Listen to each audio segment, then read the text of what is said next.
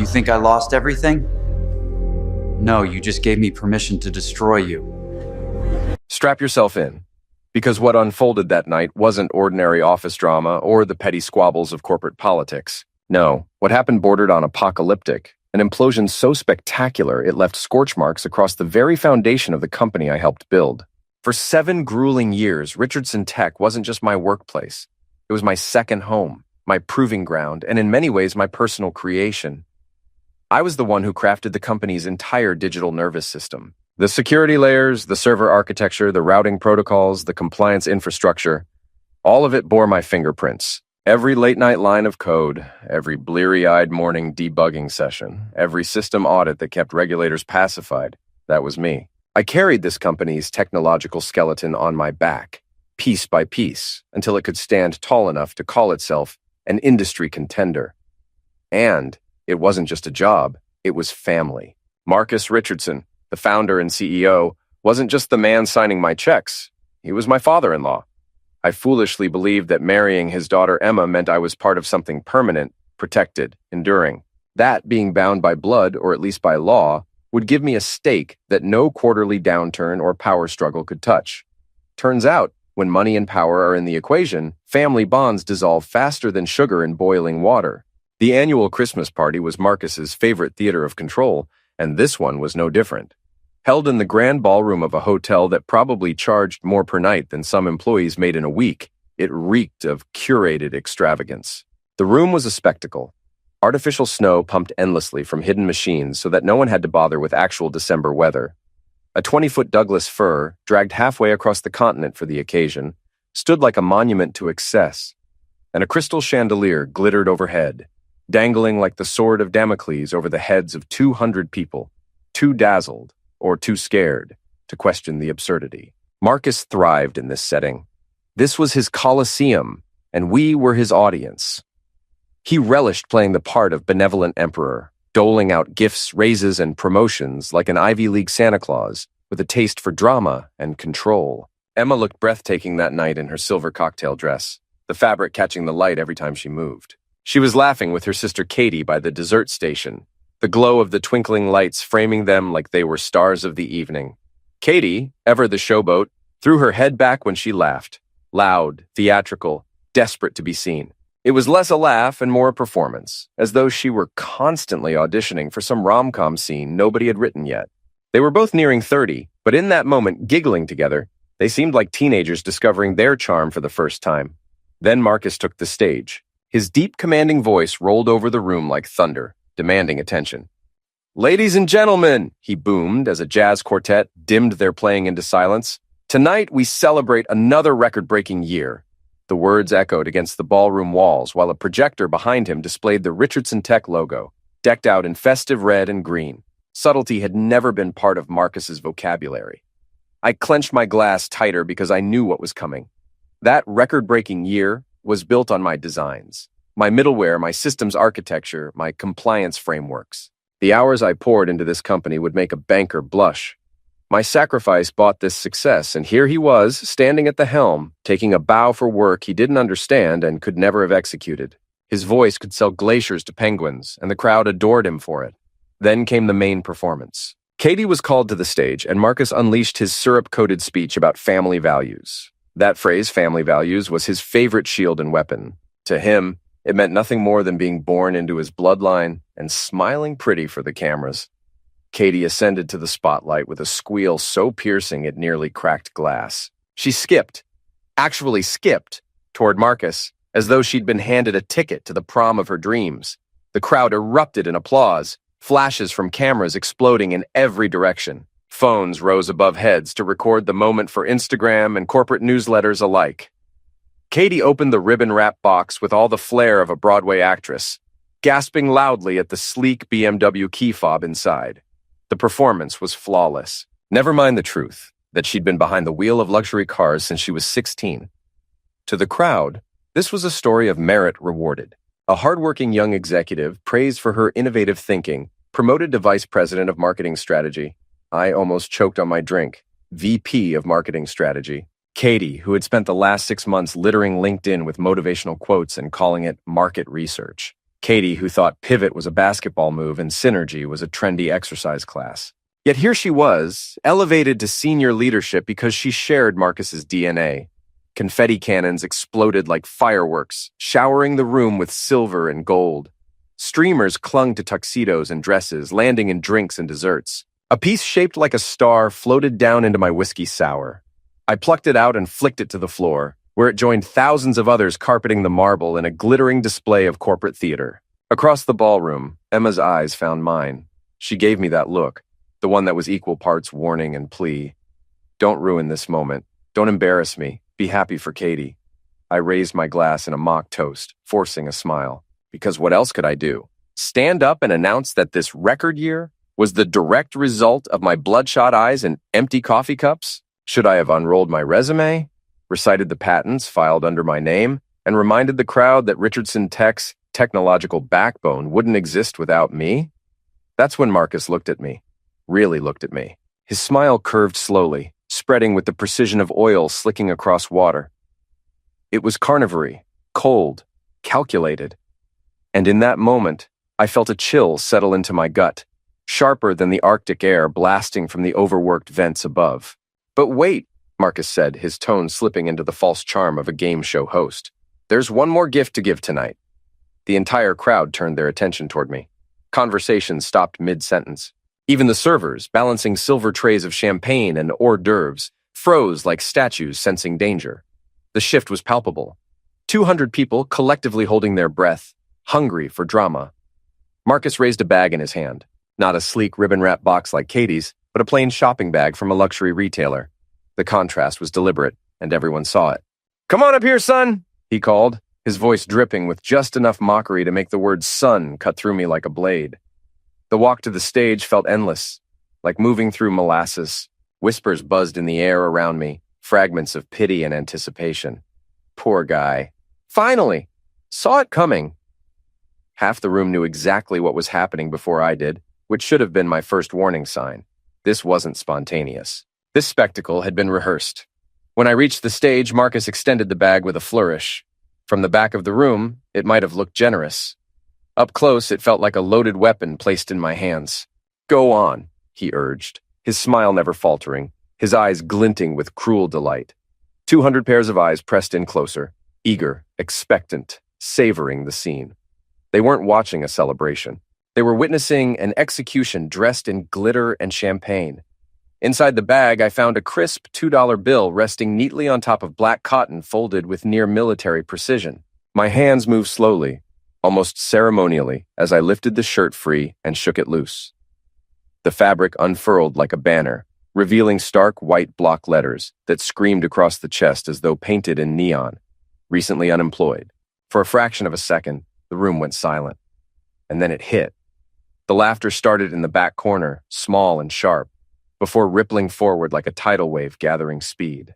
It rolled across marble floors and ricocheted off crystal chandeliers, each echo growing louder, crueler, more merciless. It was the kind of laughter that feeds on itself, building into something monstrous. Even the jazz quartet faltered, their instruments lowering as they watched the unfolding spectacle, unwilling to soundtrack this grotesque corporate comedy show. The sound was unbearable, but Emma's laugh cut the deepest. Not because it was the loudest, though it certainly carried, but because of what came next. She reached out, patted me on the chest like one might reward a dog for a trick, and smiled wide enough for 20 nearby people to see. "Oh, honey," she said, her voice dripping amusement. "You should have seen your face." That broke something inside me.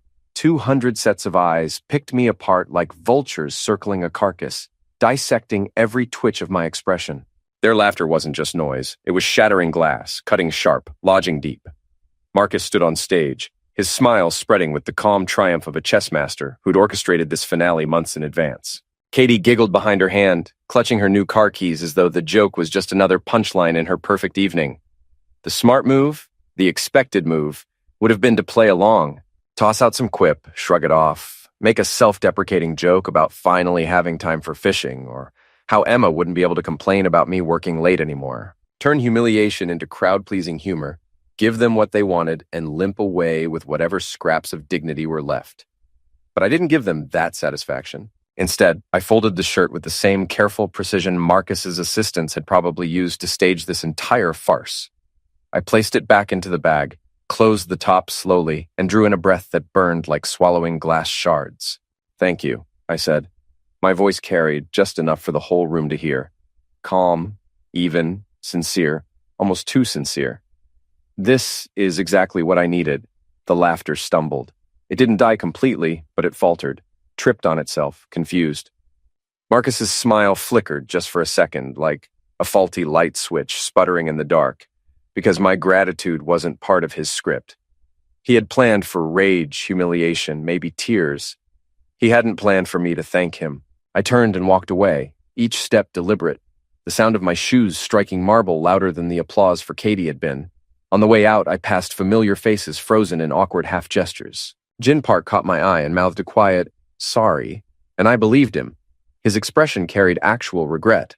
Daniel Pike, the CFO, raised his champagne glass in mock salute as if toasting my funeral. Sarah Knox from HR suddenly became fascinated with her clipboard, flipping through papers that didn't matter, avoiding my eyes like guilt itself.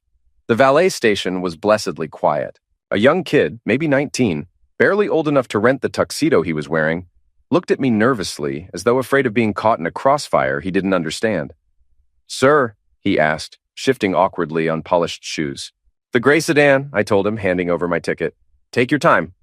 Behind me, the ballroom's roar resumed, swelling with new laughter, new conversations, new manufactured cheer.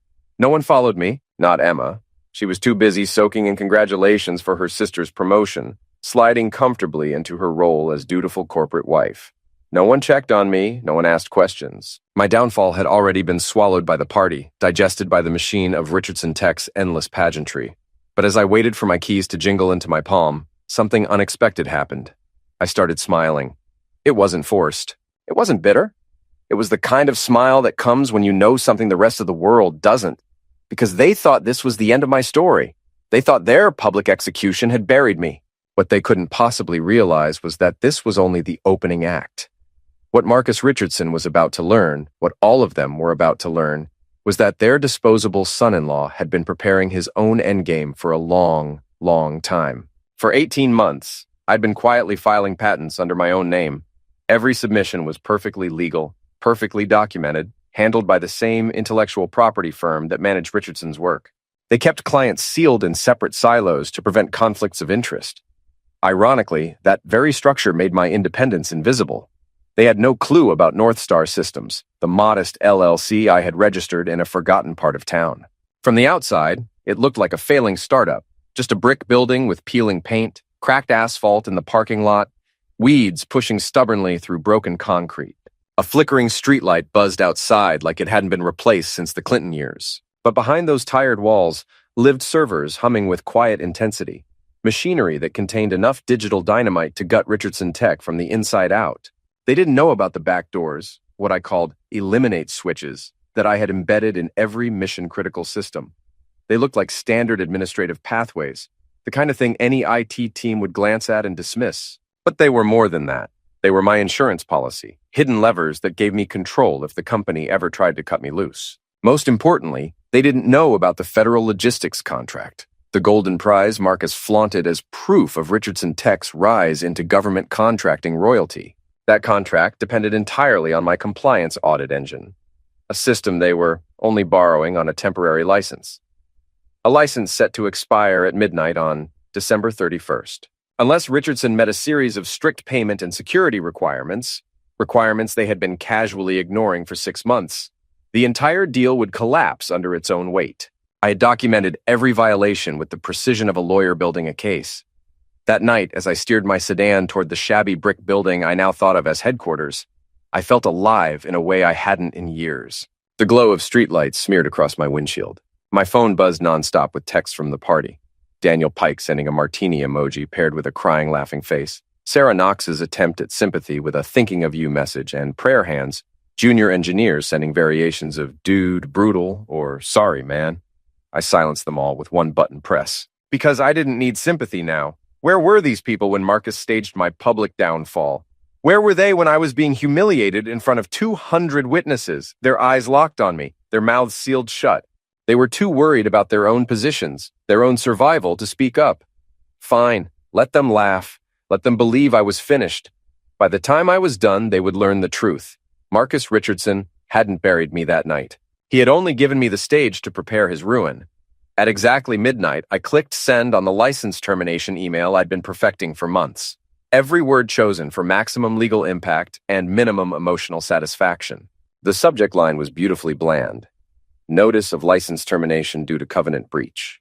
Somewhere across the city, Marcus's phone was lighting up with automated alerts from systems he probably didn't even know existed. Security protocols failing, database connections timing out, the compliance audit engine that kept his precious federal contract valid going dark like someone had pulled the plug on his corporate life support.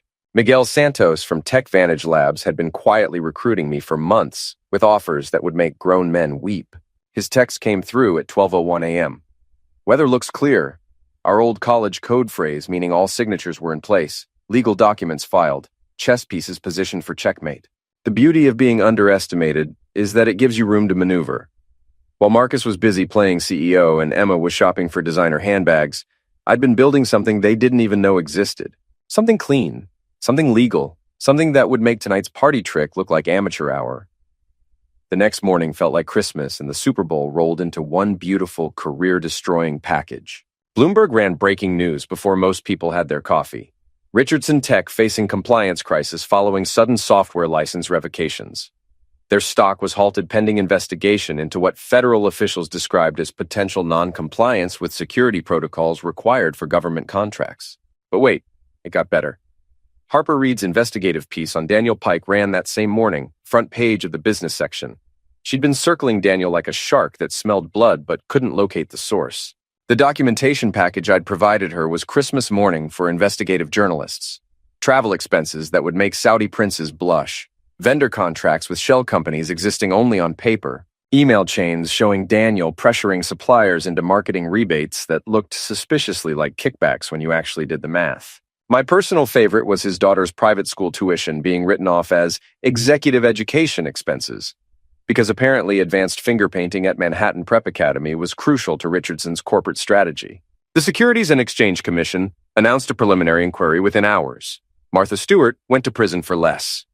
My phone exploded with panic texts from the Richardson corporate family. Gin Park, emergency board meeting in 1 hour. Systems degrading. Marcus screaming at IT about turning things off and on again. Some random engineer. Everything's falling apart. Half the servers throwing error messages. Database connections failing. Even Sarah from HR. Marcus screaming, Daniel sweating bullets, Katie locked in her office crying. Katie crying. The same Katie who'd squealed with delight over her unearned BMW was now realizing that jokes have consequences when you're dealing with someone who knows where all the digital bodies are buried. Emma finally texted around noon. What did you do? I stared at her message for 10 minutes, typing and deleting responses. Everything from detailed explanations of patent law to simple statements about what happens when you treat talent like it's disposable and assume loyalty means stupidity. I went with the truth. I stopped letting people laugh while standing on my work. Marcus called at exactly noon because apparently, even in the middle of corporate meltdowns, the man still believed in power lunch timing. His voice had that dangerous quiet quality rich people use when they're trying not to scream at the help in public. You come here now, he said, not bothering with pleasantries or basic human decency. Just a direct command from the lord of the manor to his rebellious peasant. No, I said, and the silence that followed was so complete I could practically hear his brain short-circuiting. But I'll meet you in the lobby in an hour. Bring your lawyer. The lobby meeting was absolutely beautiful. Priya Patel, my intellectual property lawyer, arrived looking like the kind of attorney who charged $400 an hour and earned every penny through pure competence and calculated ruthlessness. She carried documentation that could end Marcus's career and probably his legacy. Marcus showed up with his own legal team, 3 guys in identical suits who looked like they'd been cloned in some corporate law laboratory. Behind them shuffled Daniel Pike, looking like a man who'd spent the morning getting acquainted with federal investigators and their pointed questions about creative accounting practices. This is what's going to happen, Marcus started, trying to project authority that worked on board members and government contractors. You're going to undo whatever technical tantrum you threw last night.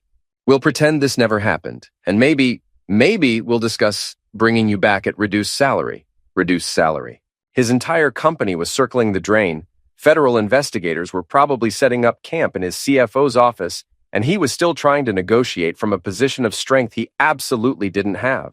Counteroffer, I said, opening Priya's folder and laying out documents like dealing cards in a poker game where I held all the aces. Patent applications, license agreements, payment default notices, security breach reports I'd been filing for months while they ignored every recommendation, cease and desist orders that had already been served. The paper trail was so complete, it could have been used as evidence in business school about how not to manage intellectual property relationships. Marcus's face went through about 15 different colors before settling on a shade of pale that matched the marble floors, where his employees had laughed at my humiliation just 18 hours earlier. That's when Katie stumbled in, mascara smudged like she'd been crying for hours, looking like a kid who'd just learned that actions have consequences in the real world. "Can't you just make this go away?" she pleaded, and the desperation in her voice was almost enough to make me feel sorry for her. Almost. "Make what go away, Katie? The patents I filed legally? The contracts your father breached systematically? The federal investigation into Daniel's creative bookkeeping? Or just the fact that your family thought you could humiliate me in front of 200 people and I'd keep building your empire for free?" Emma appeared behind them like a ghost at her own funeral, still wearing that silver dress from the party, because apparently crisis management didn't require costume changes. Her arms were folded across her chest in that defensive posture she used when she knew she was wrong, but wasn't ready to admit it. "We're family," Marcus tried one more time, like magic words that would undo 18 months of careful legal preparation and documented covenant breaches. "No," I said, standing up from the marble bench where they'd probably imagined I'd beg for forgiveness and promise to make their problems disappear. "We're not. Family doesn't hand out unemployment notices as party favors. Family doesn't laugh while you destroy someone's career for entertainment."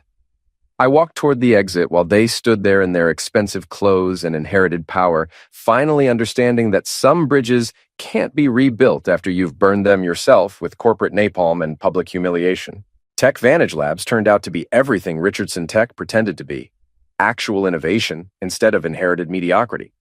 Real teamwork instead of nepotistic circle idiots where qualifications mattered less than DNA. Leadership that understood the difference between taking credit and earning it through actual work instead of executive vision and strategic alignment. Miguel gave me a corner office with windows that actually opened, a development team that didn't need their hands held every 5 minutes, and the kind of budget that made Richardson's penny pinching look like exactly what it was: rich people being cheap with other people's talent. My first hire was Gin Park because loyalty deserves to be rewarded when it actually goes both directions. I offered him a signing bonus that was more than Richardson had given him in annual raises over 3 years, plus equity in projects he'd actually be building instead of just maintaining while executives took credit. Jin took one look at the offer sheet and started laughing. The good kind of laughter, not the cruel kind I'd been subjected to at Marcus's party. "You know they're calling you Lucifer over there," Jin told me during his first week. "Sarah from HR keeps talking about how you betrayed the family trust." Family trust. Right.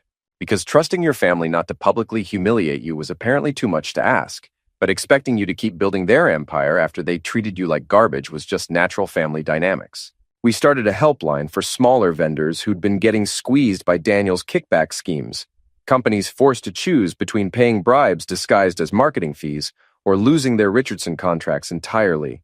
Turned out there were a lot of them, and they all had stories about Daniel's creative interpretation of ethical business practices. 1 year later, I was hosting my own Christmas party in the Tech Vantage Lab, and the difference a year makes when you're surrounded by people who actually deserve to be there was absolutely incredible.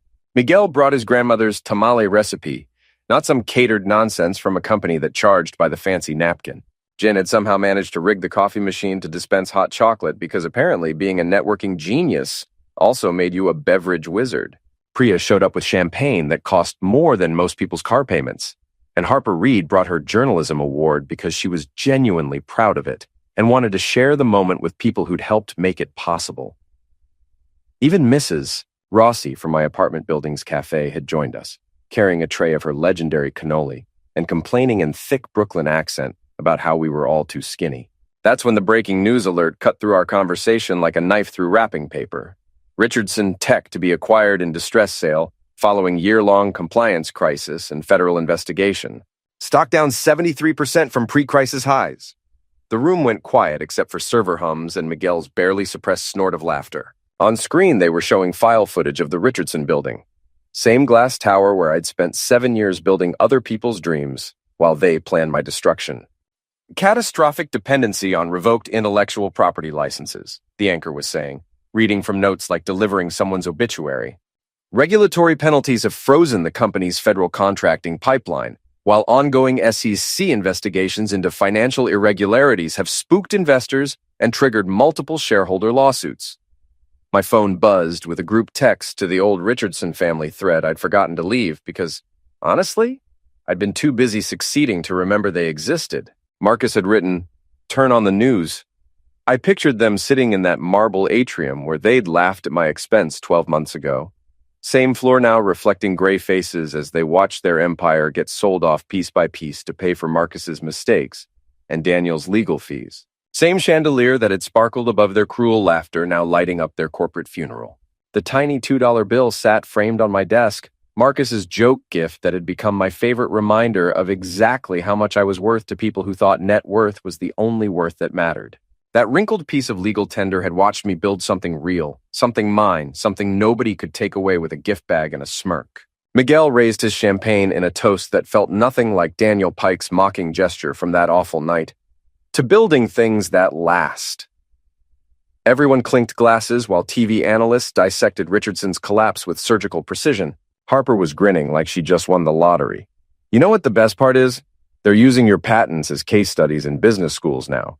How to protect intellectual property in corporate partnerships. You're literally teaching the next generation how not to get screwed, Mrs. Rossi patted my shoulder with flour-dusted hands and said something in Italian that definitely translated to, "Good for you, kid." She'd never understood exactly what I did for a living, but she understood the difference between people who worked for what they had and people who just expected it to be handed to them. I didn't need their applause anymore. Didn't need Marcus's approval or Emma's validation or Katie's fake friendship. I had something infinitely better. A team that respected my work, a future I'd built with my own hands,